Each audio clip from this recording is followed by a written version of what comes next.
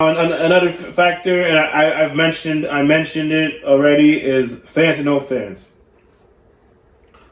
I say no fans. Like for this season, if you're trying to resume the season, you have no fans because it's gonna, like, especially since we don't have no vaccine for it, and like a lot of things we are learning every single day, every single hour.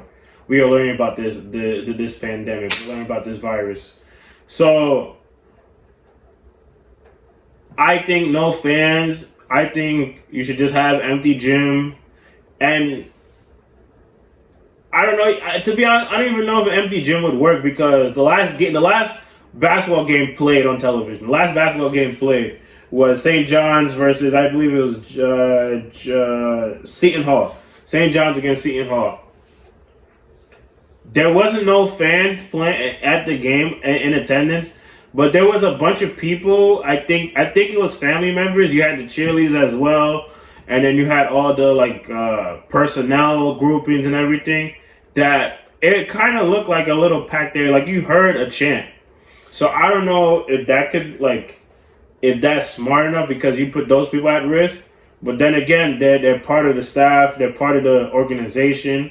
So what stipulations will the organization put on for their workers, not only their players, for the custodian, for the producers, the stage person, the lighting person, all those things. You know, it's like I keep saying, like I keep iterating. It's a lot of stuff that the NBA has to think about. That like is the reason why this season is not back yet, and like why nobody is pushing for the season to go back at the moment until we find like good definitive outlets, basically. Like examples have been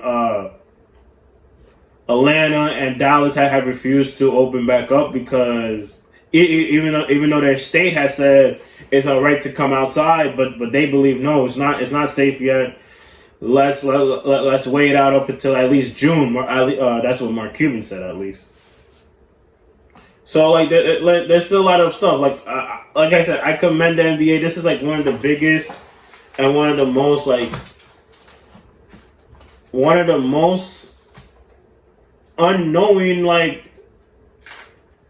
unknowing things ever. Like I'm trying to like think of words to use to like explain what this pandemic is doing and how the NBA is like trying to come back in a season that has been spectacular.